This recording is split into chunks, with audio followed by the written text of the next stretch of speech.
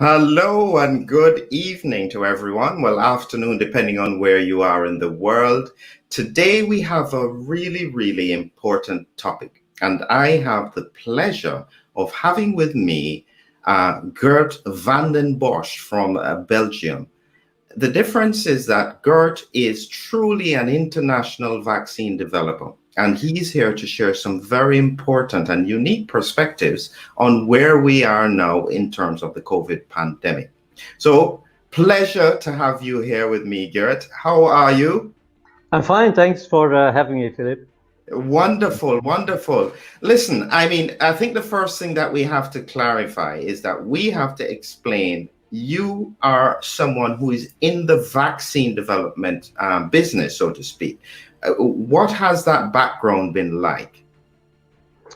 Well, I have a background essentially in, as far as vaccines are concerned, in industry as well as in the non-for-profit sector. So I have been working with Bill and Melinda Gates Foundation, Gavi, especially concentrating on vaccines for global health. And I've also been working with several different companies, vaccine companies, developing, of course, essentially prophylactic vaccines. And my main focus of interest has always been, in fact, the design of vaccines. So the concept, how can we educate the immune system in ways that are, to some extent, more efficient than we do right now with our conventional vaccines. Right. And so, in effect, this is the area of work you've been in. You develop vaccines. You are as well working with the Ebola vaccine as well, one of the really dangerous viruses we have out there in the world. How does that work? Is that easy to do? Well, I was not, let me be very clear, I was a coordinator of the Ebola program at Gavi. So we were interacting with several different vaccine companies that were developing Ebola vaccines, because it was important for Gavi to make the right choice, the right vaccine, in order, for this vaccine to be rolled out in the Western African countries that had this severe Ebola crisis back a number of years ago. So that was not, let's say, operational, practical work. This was more a role of coordination, but of course was also a role of assessing what would be the impact of using some of these vaccines in larger populations and in an area where an epidemic is really going on, because that's a very particular and peculiar situation. Yes. And so, in effect, we've had so much success over the past 100 years with some very big breakthroughs with vaccines, smallpox, measles, mumps, rubella, polio.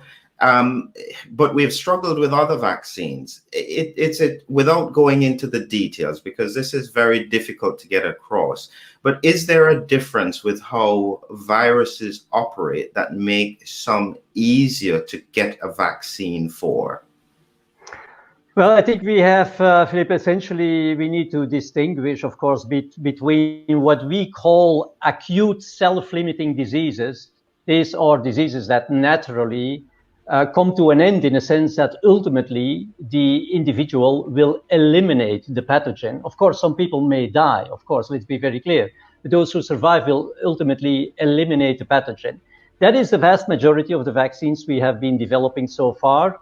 I don't need to tell you that with other viruses, where we clearly see that they spread in a completely different way. They spread, for example, from cell to cell.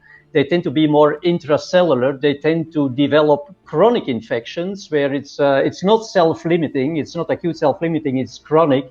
It is much more difficult. And that is the reason primarily is that most of the vaccines we are developing are still antibody-based vaccines. So we need these antibodies in the blood, or we need these antibodies to translate to the mucosa, for example, in order to capture the pathogen and to neutralize it. So some of the other bugs, they have a very insidious strategy, in a sense that they hide in cells.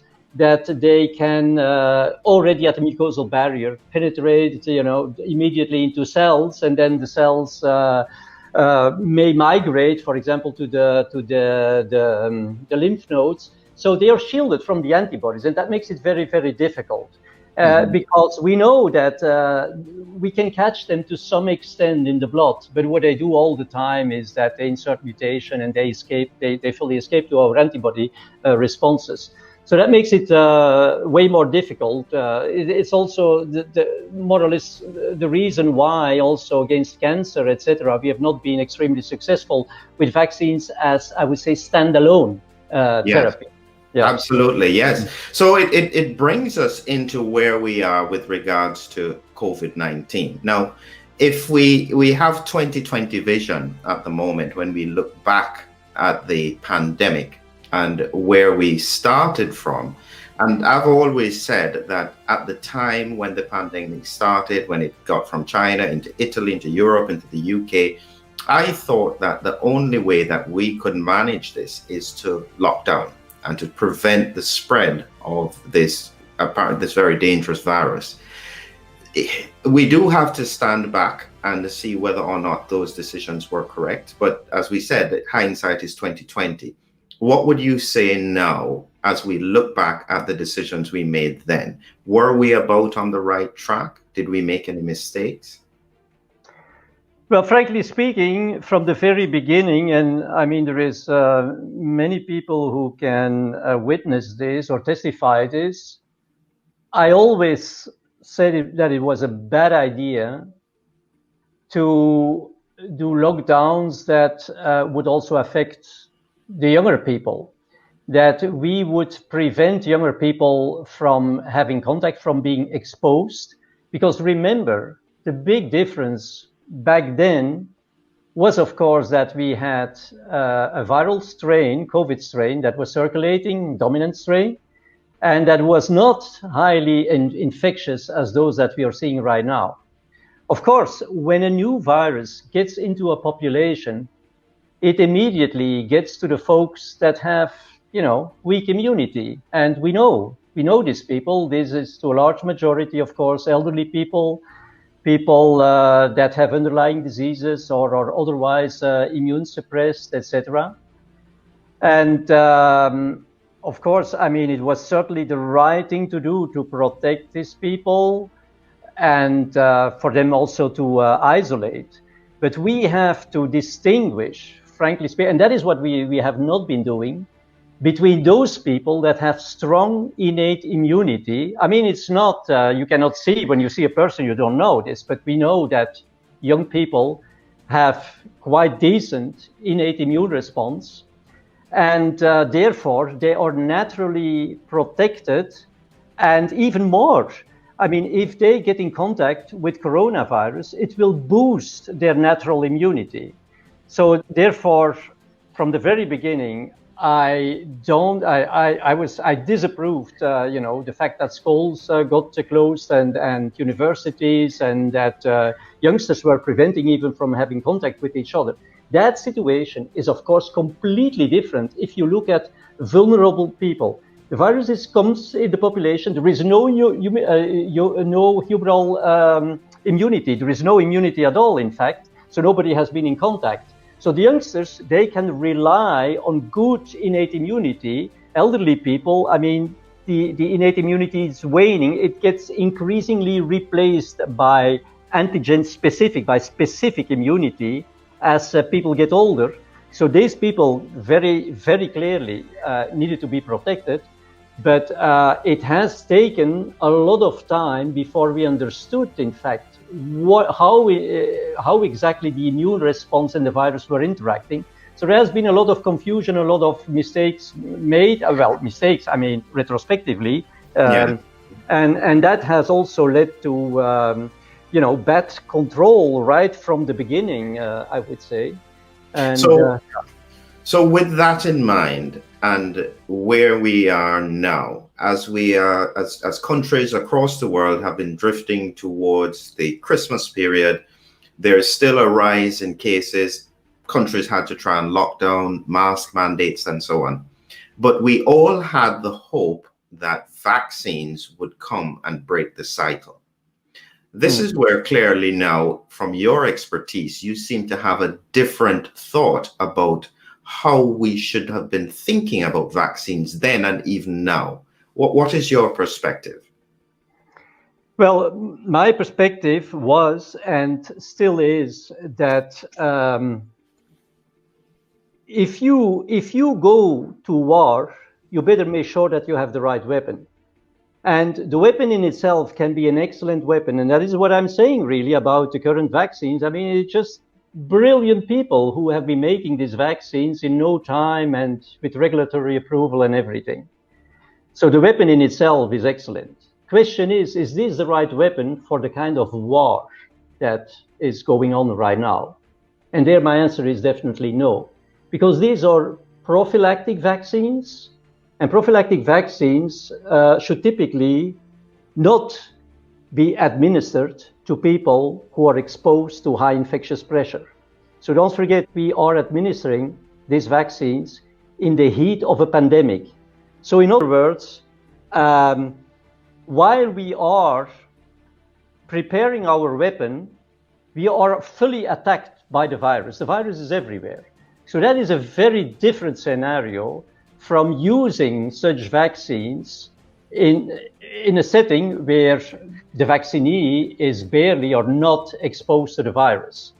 And I'm saying this because if you have a high infectious pressure, it's so easy for the virus to jump from one person to the other. So if your immune response, however, is just mounting, as we see right now with a number of people who get their first dose. They get their first dose, the antibodies are not fully mature, titers are maybe not very high, so their immune response is suboptimal. But they are in the midst of this war. While they are mounting an immune response, they are fully attacked by the virus.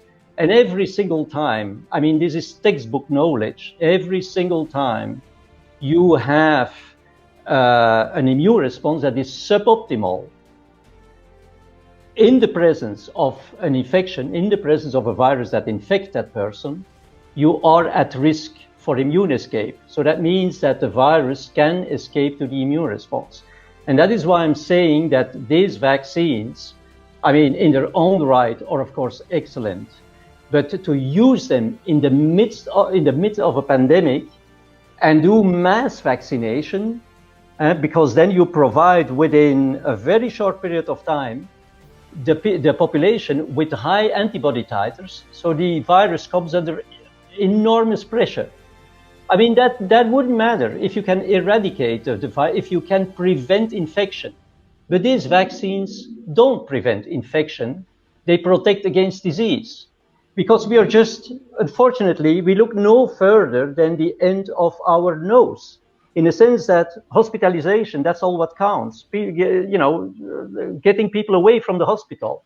But in the meantime, we are not realizing that we give all the time during this pandemic, by our interventions, the opportunity to escape to the immune system. And that is, of course, a very, very, very dangerous thing, especially if we realize that these guys, they only need 10 hours to replicate. So if we think that by making new vaccines and new vaccine against the new infectious strains, we are going to catch up. It's impossible to catch up. I mean, the virus is not going to wait till we have those vaccines ready. I mean, this thing continues.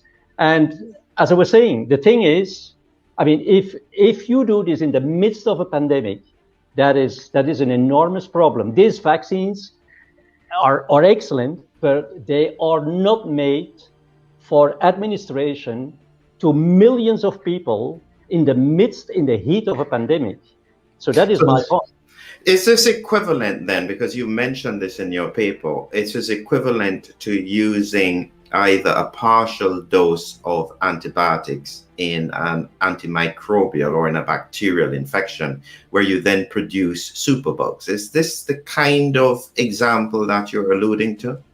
Well, that is a very good parallel. It's also the parallel I'm using actually in the paper we just posted on LinkedIn, which, you know, should be so open for everybody.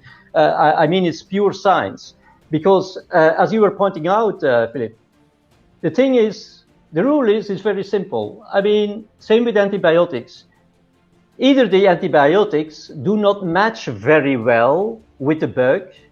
That's not good. That's why we are making antibiograms, to first identify which is this germ, and then we choose the antibiotics. We need to have a very good match, otherwise there could be resistance. So when I compare this to the current situation, do we have a good match with our antibodies? No. At this point in time, we don't have a good match anymore because we have this kind of like almost heterologous variants, so that differ from the original strain. So the match isn't very good anymore, and hence we see people are still protected, but they are already shedding the virus. So that is one thing.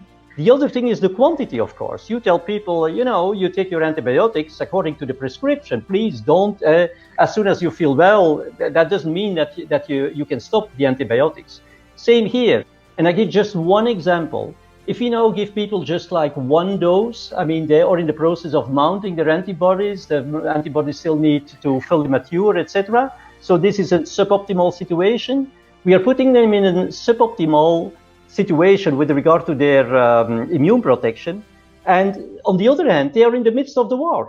They are fully attacked by all these kinds of highly infectious variants. So, I mean, it's very clear that this is driving immune escape and will ultimately drive resistance to the vaccines. So my point is, yes, Flip, it's very similar. There is one difference. The virus needs living cells. I mean, if you're driving immune escape, but the guy has no chance to jump on somebody else, who cares? Mm-hmm. The situation is now different because we are in the midst of a war. There is a high infectious pressure. So the likelihood that an immune escape immediately finds another living cell, that means another host, is very, very high. It's per definition. It's the definition almost of a pandemic. Yeah. So it raises a simple question that somebody has put in front of us here, which is, it's perfectly common sense. What do we do? That question is very easy. I mean, we need to do a better job when we are confronted with situations that seem very dramatic, like, an epidemic. Our generation has not, been living in times where there are epidemics or pandemics. And so we immediately take action and jump on the beast with the tools we have, instead of analyzing what is really going on. And one thing that I thought was extremely interesting was, and it's something that was not really understood, we know that a number of people are asymptomatically infected.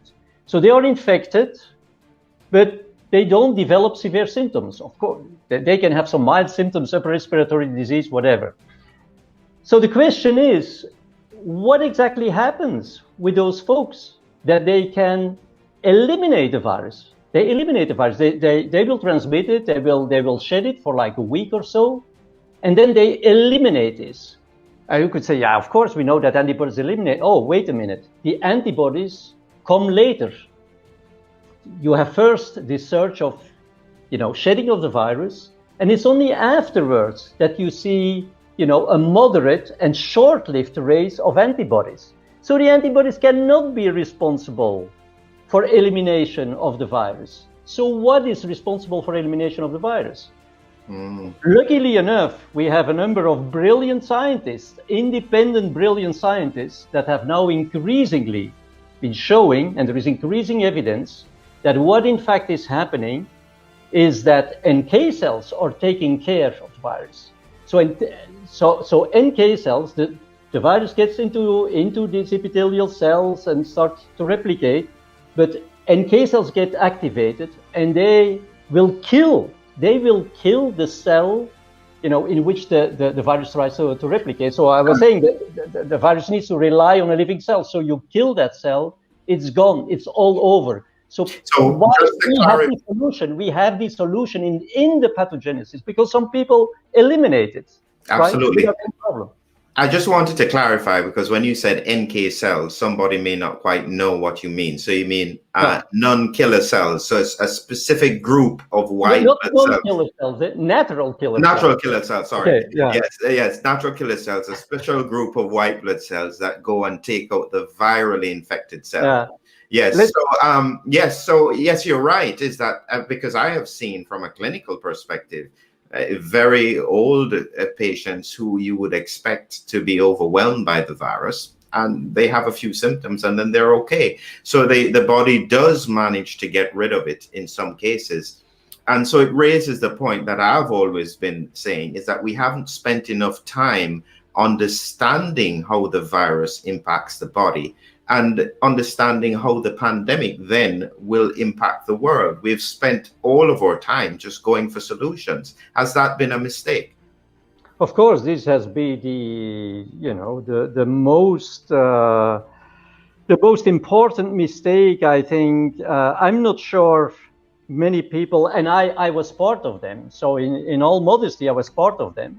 Not sure whether many people understand how a natural pandemic develops and why we have this first wave, we have this second wave, and we have this third wave. And I mean, these waves of disease and mortality and morbidity, they shift from one population to another. So I'm saying, for example, the second wave, this was typically also the case with influenza, World War I, when basically more soldiers, young people, died in the trenches of influenza than from injuries or whatever. So first the elderly, I mean, weak immune system, etc. Then it gets to the wave of morbidity and mortality to the younger people, and then it gets back to people who have have antibodies. So we have to understand this first. How does this come? Why all of a sudden does this wave of morbidity and mortality shift, for example? Why are there three waves? How do we explain this? And also, how does it come that some people are naturally protected and others are not? What are these mechanisms? What are these molecular mechanisms? Because if we make vaccines and all these things, at the end of the day, this is going to interact at the molecular level. And we have not been understanding this. I was just explaining, we don't understand our weapon because we don't understand that prophylactic vaccines should not be used in the midst of an epidemic. And we don't understand exactly what the virus is doing. So we go to a war and we don't know our enemy, we don't understand the strategy of our enemy, and we don't know how our weapon works. I mean, how is that going to go? So that is a fundamental problem to begin with. I understand, and I completely accept that. But at the same time, I am still thinking that if the governments don't respond in some way, because they have to be seen to be doing something, they seem to be in a lose-lose situation. If they don't do anything, they're going to be criticized, and if they do something, they're going to be criticized. Is that a fair statement to make? I don't think so. What was this oath of, what's the name of the guy? Hippocrates? Mm-hmm. You know the oath? The first do no harm. Okay. Well, I mean, it wouldn't matter if you start vaccinating people and even it doesn't work. Problem is that we induce a long-lived antibody response. And as a matter of fact, we know, I mean, that is not my knowledge, it's all published. Problem is that we fail to put the pieces of the puzzle together. Fact is that these long-lived antibodies, which have high specificity, of course, for the virus, they outcompete our natural antibodies. Because the natural antibodies, they have a very broad spectrum, but they have low affinity, right? And so by doing this, even if your antibodies don't work anymore because there is resistance or the strains are too different from the original strain, these antibodies, specific antibodies, will still continue to outcompete your natural antibodies. And that is a huge problem because I was saying just a few minutes ago, these natural antibodies, they provide you with broad protection. This protection is, yes, it is variant non-specific. Doesn't matter what variant you get. It doesn't even matter what type of coronavirus is coming in. They will protect you. unless, of course, you suppress this level of innate immunity, or it is, for example, outcompeted by long-lived specific antibodies. And so it's not like, okay, you missed it. Okay, let's try again. No, you did some harm. I mean, this is different from drugs. Immunizing somebody is installing a new software on your computer. Don't forget, I mean, these antibodies, they will be recalled every single time you're encountering a coronavirus, right? I mean, you cannot just erase this. So this is very serious. This is very serious. So this is an important point, because when I was looking at some of the research around the challenges that they faced with the initial SARS, called the first epidemic, and they tried to develop the vaccines, one of the things they found, certainly when they tested it on the ferrets, was that when they exposed them to a coronavirus again, they got a very severe response to it. Is this what you're saying, that we are putting ourselves in a position where we can then have much more severe disease, even to viruses that should normally be quite benign?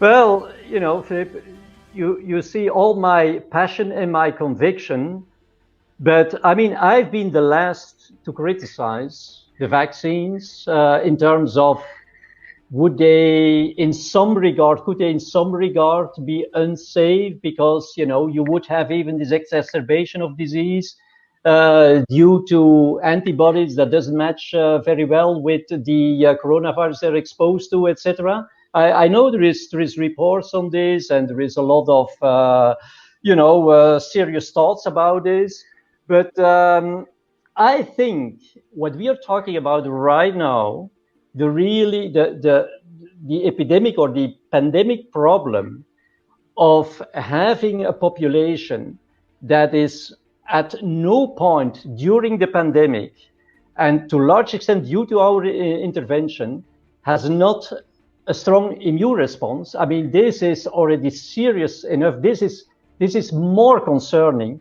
than one or the other adverse event that could maybe elicited. I'm not downplaying it, but that could maybe be elicited because people have antibodies that do no longer match very well with the strain they were, or with the strain they are exposed to.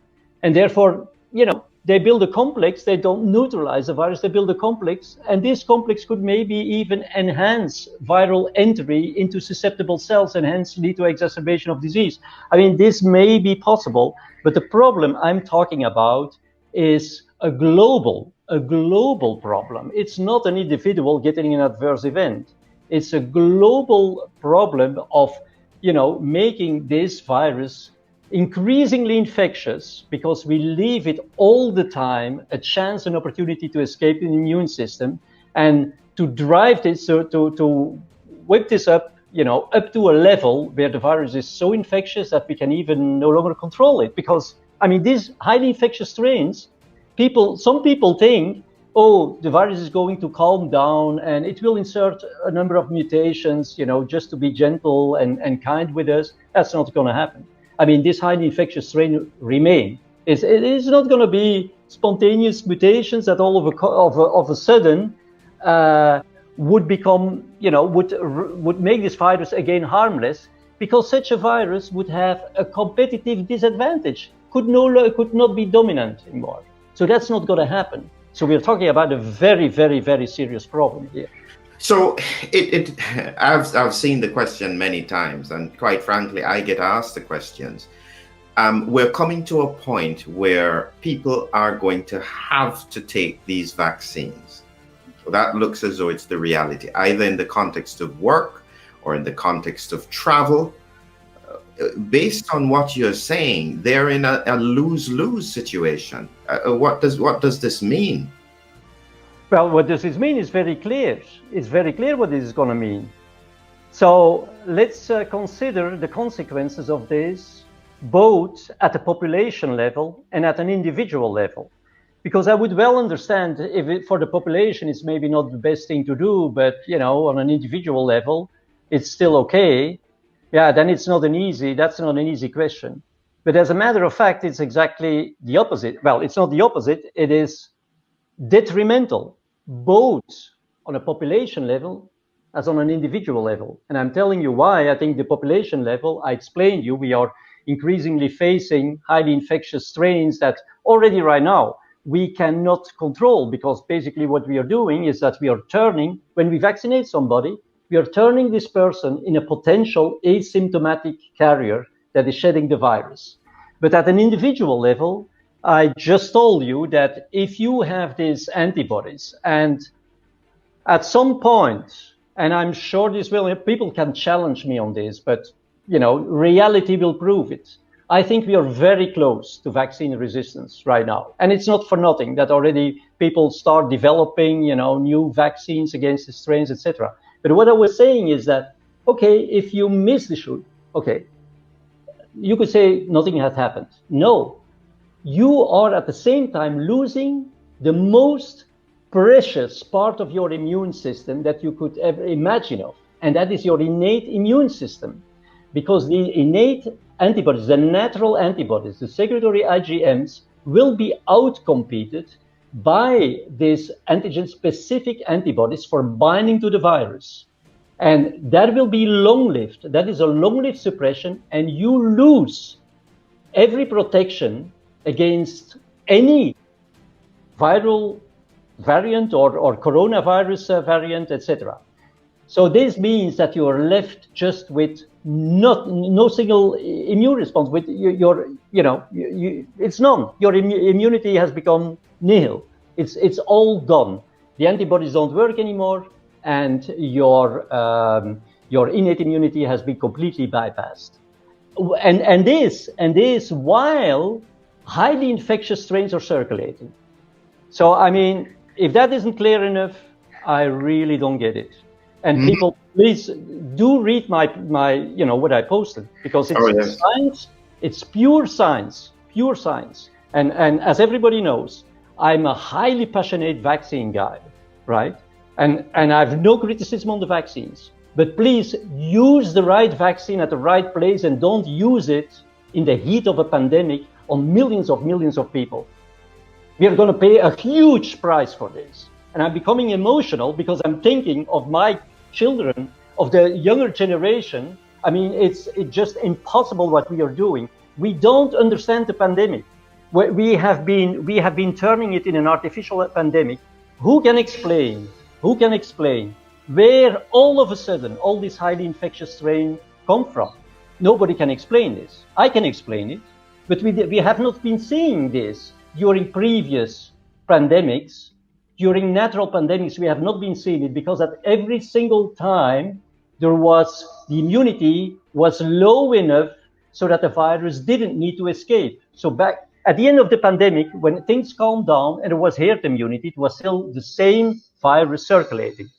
What we are now doing is that we are really chasing this virus, and it becomes all, increasingly infectious. And I mean, this is just a situation that is completely out of control. So it's also, we are now getting plenty of asymptomatic shedders, people who shed the virus, because if they are vaccinated or they have even antibodies from previous disease, they can no longer control these highly infectious variants. So how does that come? Does anybody still understand the curves? I see all these top scientists looking at these curves, at these waves, like somebody else is looking at the currency rates at the stock market. All they can say is, oh, it goes up, it's stabilizing, it may go down, it may go up, etc. I mean, that is not science. They don't have any clue. They don't even know whether the curve is going to go up exponentially or whether it's going to go down or whatever. They're completely lost, and that is extremely scary. That has been the point where I said, okay, guy, you have to analyze, you have to, but these people are not listening. That is the problem. So you are in effect putting your reputation on the line because you feel so passionately about this, because I guarantee you that no government, no health system is going to want to hear what you are saying. You're in effect almost giving fuel to the fire for an anti-vaxxer who doesn't want the vaccine. No. Well, no, not yet, because I've clearly also addressed some emails from anti-vaxxers. I mean, I'm not interested, but I'm clearly telling them that at this point, it's so irrelevant. Whether you're a pro-vaxxer or an anti-vaxxer, etc. It is about the science. It's about humanity, right? I mean, let's not lose our time now with criticizing people or I mean, anti-vaxxer. Okay, if you're not an anti-vaxxer, you could be a stalker. You could be we like to stigmatize, because if you stigmatize people, you don't need to bother about them anymore. Oh, this guy's an anti-vaxxer. Okay, I mean, he's out of the scope. Oh, he's a stalker. He's out of the scope. I mean, that is a discussion that is completely irrelevant at this point. It's about humanity. And of course, I'm passionate. Of course, I mean, it's about your children. It's your family. It's my family. It's everyone, right? And it's simply, for me, I put everything at stake because I've done my homework, right? And this is simply a moral obligation. Mm-hmm. Right? Wow. I mean, I there's very little one can say. As I said, when you position that you are in the business of developing vaccines and helping societies protect against infections through the use of vaccines, and in this circumstance, you are saying, hold it, we're doing the wrong thing here, it's very difficult to not listen to that. That's the truth. Well, Philip, the answer is very easy. I mean, this is human behavior.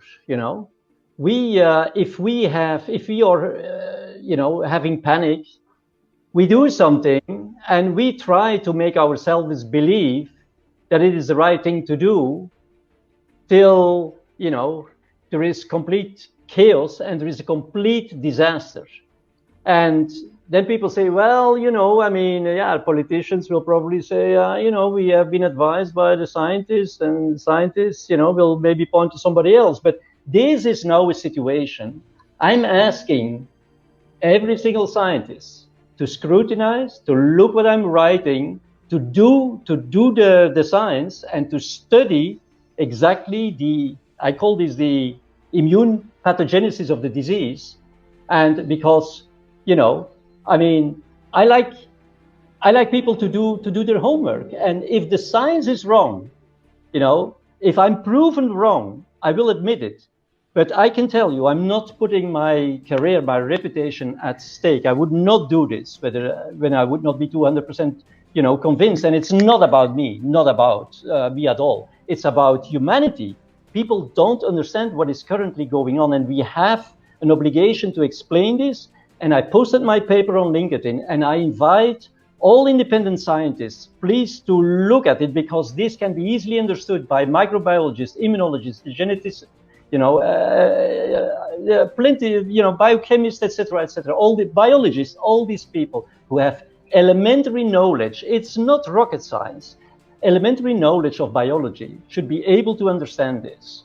And I mean, I can only appeal to these people, to stand up as independent scientists and to voice, their opinion.